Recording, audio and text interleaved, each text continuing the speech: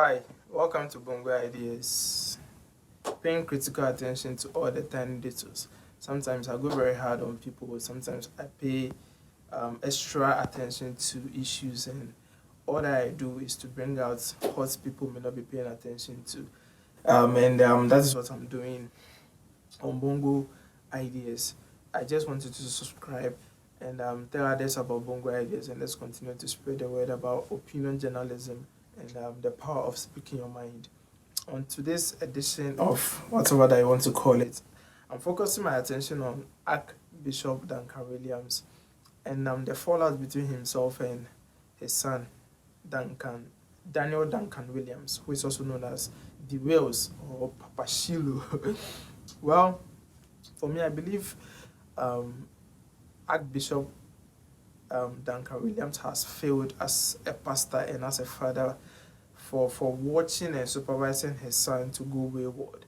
And I'm saying this based on the social media shenanigans that his son has been up to, deciding not to follow the Christian virtues that his father has been preaching about to people for years, and he has decided to do something for himself. He has decided to follow secularism and and and and do stuff that will make himself happy. Understand? He does not want to follow the straight and narrow road to whatever destination that his father has been preaching about, and I really want to pay attention to that. So, welcome on board, and let's do justice to the topic.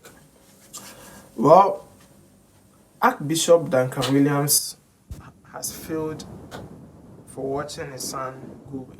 That is the topic. That is the whole issue that I'm going to talk about. First off, who is Archbishop Duncan Williams? I mean, he's one of the most popular pastors that we have in Ghana.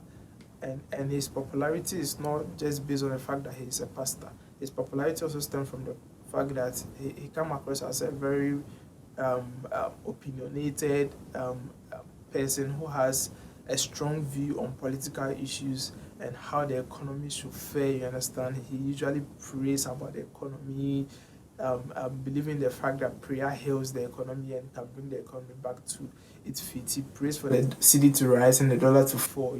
That kind of thing. And he has built a very formidable Christian community, and he has a church that is called Action Chapel, a very widespread church that appeals to the elite of the society, and you know what we are talking about. You understand? So that's Archbishop Duncan Williams, and he's powerful. He has a strong influence. He's one of the richest pastors in Ghana, if not the richest pastor in Ghana, and for years he has been able to become a voice, not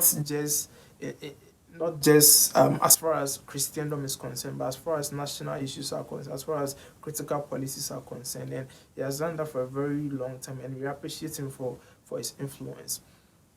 That notwithstanding, in his home, things are not going on well. In his home, many people believe that maybe he's the prodigal son, he's the biblical representation of the prodigal son, and he has decided to do something for himself and not follow the straight and narrow road. That is cool. But for me, I believe in the fact that as a pastor, if your home is falling apart, you are not fit to be a pastor, understand? Because the Bible even admonishes pastors to actually put their home in order. So if you're not able to fix your home, you can't fix others. If you're not able to put your home in order, I don't think you can actually fix the homes of others. So who is this guy that we're talking about? The Archbishop Duncan Williams has 4 kids, 2 boys and 2 girls. The first girl is called Elsie Duncan Williams, or Elsie Wood, you understand? And she's a minister of the gospel. She sings, she does the praises and worships kind of thing. And she's very very powerful, and she does that on the daily. That's what she's known for. Understand? She has actually decided to do something from the Christendom. She allowed herself to be influenced by the teachings of his of her father and all that, and she decided to do that. And we have Ella Duncan Williams. She's also more or less like a pastor who is doing something for herself. Has decided to be more or less like her father and do something for herself. And we have Joel Duncan Williams. Joel Duncan Williams is a head pastor. understand? He's a head pastor. He's actually doing the lane or the line of his father. He has done it perfectly, we understand, no problems. As for him, there's no problem. Then we have the last one, who is called Daniel Duncan-Williams. He has decided not to follow the path of his father. He has decided not to even take a leaf from the book of his siblings. You understand? He has decided to do something way different. You understand? Instead of becoming a pastor or even doing something related to Christendom and Christianity and church affairs, he has decided to go with, he has decided to follow secularism. You know, he has decided to be at the club, be that kind of I don't want to be in the church kind of guy. You understand? I want to be out there. I want to be free. I believe he believes that church confines you, does not allow you to be free. You don't have your freedom. You understand? You need to follow some guidelines. You need to follow some rules and regulations. That he is not ready to follow those rules. You understand? He wants to be free. He wants to be out there. He wants a free life. And when we look at it, and when we look at his choices, you understand, it is not bad for you to choose secularism. It is not bad for you not to decide to be a pastor. You understand? The fact that your father is a pastor does not mean you necessarily need to be a pastor. If you do not want to be, there's no problem. You can follow secularism. You can do whatever you want to do. But when we see that you are going wayward, you understand? When we see that some of the things that you're doing on social media is a bit extreme, then we believe that your father has to be blamed. You understand?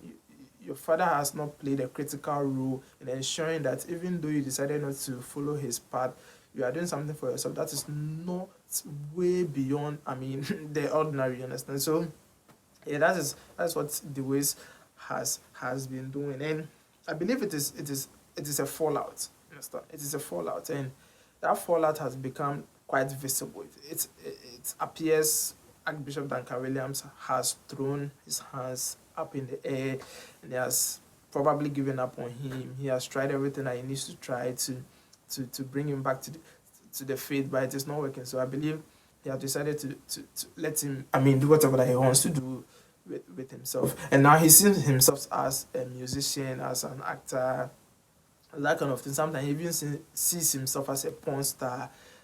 They push your because I like you. Going naked on social media, showing his manhood on social media. I believe it is completely unacceptable to be a pastor who preaches and encourages family virtues, but your home has become a breeding ground for unrepentant vagabonds. And I believe you failed. I believe Archbishop Duncan-Williams has failed. He has failed as a pastor, because as a pastor, what is your primary responsibility? Your primary responsibility is to teach people, preach to people, guide them. You understand? So if you're preaching to people and guiding them, if you're preaching to thousands of people and you're guiding them and encouraging them to appreciate the gospel, you understand, to submit to the authority of Jesus Christ, and in your home, one of your sons is not ready to accept that, it means you failed in your duty as a pastor. You've not been able to put your house in shape, and you are ready to put others' houses in shape, and it does not work that way. It does not really work. So for me, it does not really make sense to me that as a pastor, you've not followed the biblical requirements. You know, somewhere in the Bible says, if you're a pastor and you're not able to put your house in order, then you're not fit to even lead the flock, the congregation, the people of Christ, the Christians. So I believe he has failed as a pastor, and also I believe he has not fulfilled his spiritual requirements as a pastor, because the requirement is that your home must be in order. So if people see you, they see you through the people that you've brought up. They see you through the people that you've been able to, your offspring, you understand? They see you in the quality of life that your children are living. So if one of your children is out there at the club, clubbing, trying to be a porn star, doing music, doing all sorts of outrageous and unacceptable acts, then that spiritual requirement as a pastor, you've not fulfilled it. You've not done it. You understand? And it is not something that you are going to condone or you are going to overlook. Yeah, it is something we need to pay very critical attention to, because as far as your home is concerned, it needs to be in proper shape. So that when you are preaching to your congregation, you can use that as a reference point. But as things stand, your home is in disarray, understand? Not in disarray as in everything is falling apart, but it is in disarray because when people look at the Deewillz, they wouldn't even believe or accept the fact that that is the son of Archbishop Duncan-Williams, understand? It does not make sense. It does not make Christian sense. It does not make religious sense. You understand? It does not actually, give substance to the messages that you preach behind the pulpit. You understand? People will look at your life to judge whether the messages that you are giving out to them should be accepted or not. So if they look at the life of your child and things are not going on well, I don't think they'll be ready to even accept the messages that you be putting out, whether they are coming from God or from your personal experiences. And I also believe that somewhere along the line there were some weak fundamentals. You understand? I know Archbishop Duncan Williams is very rich. He has a whole lot of luxury at his disposal, and his children at a very young age were exposed to that luxury. You understand? They went to the best schools, they drove in the best cars, they live in a very nice environment. You understand? They had everything at their beck and call. You understand? And most children, if that fundamental, if you give them that luxury at a very young age and you don't add some level of strictness to it, it does not work. It does not work. And I believe the fundamentals were weak along the line. It's either Deewillz was allowed to be himself, you understand? He was allowed to do whatever that he wanted to do. Just do your thing, just be yourself. Or it was over pampering.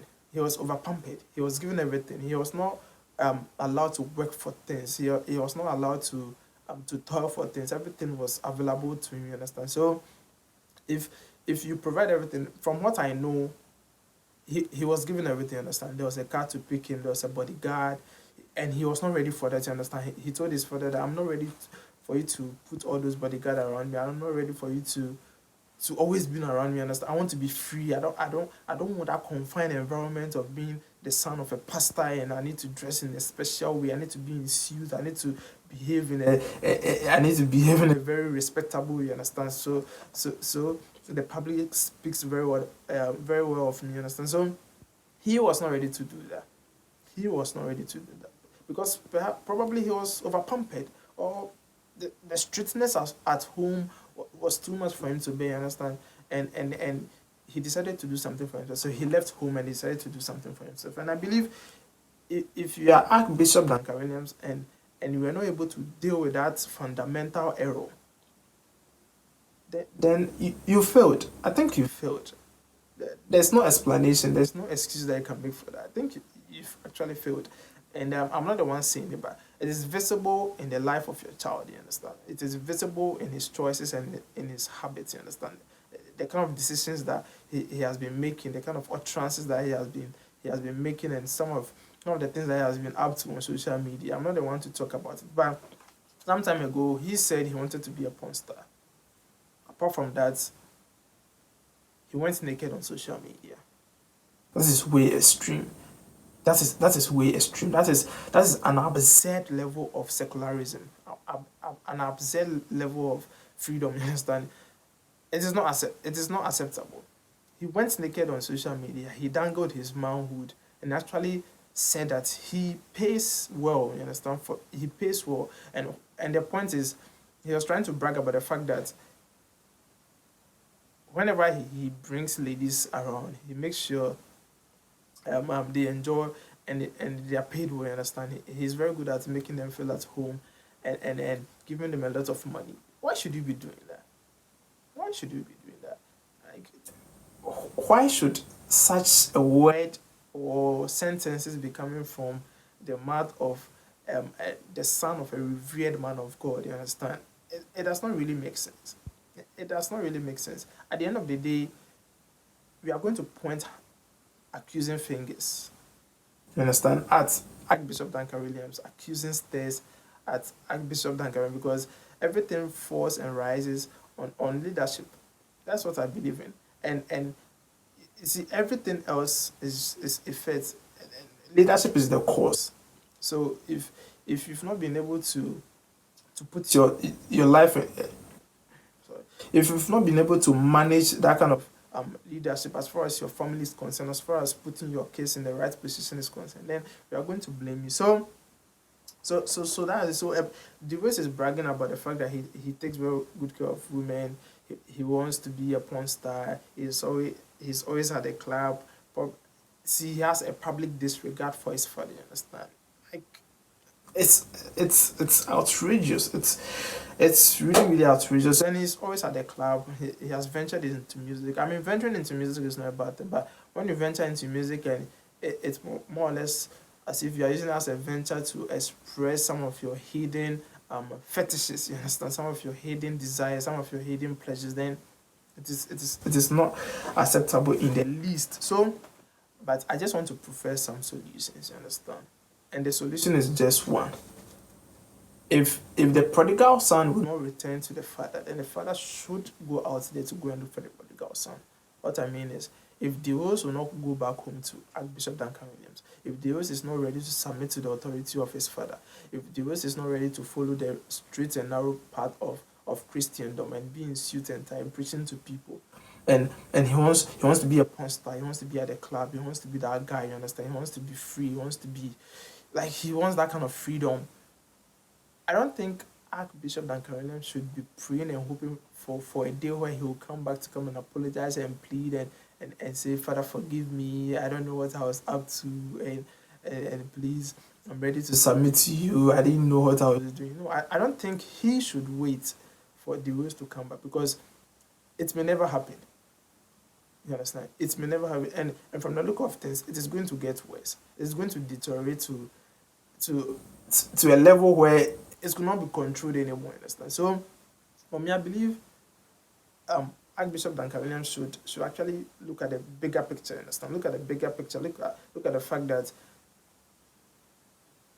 we look at your son to judge you. We look at your son to actually, I mean, measure your parental and your fatherly role as a person. You understand? Forget about the church. Forget about the fact that you're a successful preacher. But right now, we are paying attention to the rules, and we believe that if you feel as a pastor, as a father to manage your son, then ultimately you also feel as a pastor because at the end of the day, it is not what you preach, but it is what you do. You understand? And apart from the fact that you are preaching to people and you are encouraging them, we are not going to fixate our attention on that. We are going to fixate our attention on the fact that we see your son at the club, we see Deewillz at the club, we see Deewillz in a company of ladies. You understand? We see him serenading in the midst of, I mean, ladies, in the midst of strippers. You understand? He's moving out with, I mean, very people with questionable behavior and questionable attitude. You understand? So that is all that we are paying attention to. So if the prodigal son will not return to you, understand? If your prodigal son will not return to you, don't wait for him. Go out there and go and look for him. Go out there and go and make amends with him. Go out there and go and search for him. Put your ego aside. Put your influence aside. Put your fame and your pedigree aside. Look at the bigger picture. Look at the fact that it does not speak well about you. It does not speak well about it. It actually casts a big and a dark shadow over everything that you've done and everything that you've achieved. And we don't want to look back at the legacy of Archbishop Duncan-Williams and only point fingers or only fix it our attention on the fact that he did everything well. He was able to build a glamorous church. He was able to lead a charismatic movement. He's the richest pastor in Ghana, but his son is wayward. His son is out there. His son has joined a clique of vagabonds. His son has decided to not follow the Christian faith. So it is not necessarily for him to be a pastor, you understand? It is not necessarily for him to be in the church, but it is important for you to put him in check. It is important for you to sit him down and speak to him. I don't know what you've done as a father or as a pastor. I don't really care whether you've done something or not. What I care about is go for your prodigal son. Go and make amends. See, something went wrong along the line. It could be, I mean, during childhood, something went wrong, you understand? It could be an emotional problem, a psychological problem, or what have you, but solve it by going out there to go and look for him, bring him back to the fold. And as the good shepherd did, you don't wait for the lost lamb. You go out there, you look for him, you search for him, you find him, and you lead him back to the fold. Do that, and I believe Deewillz will be back to order. Because as far as I'm concerned, and at this time, I think you failed. Archbishop Duncan-Williams, I think you failed as a pastor as far as Deewillz is concerned, and you need to do something about that. Or go back to your ex. Me. Bring it over to my place. No.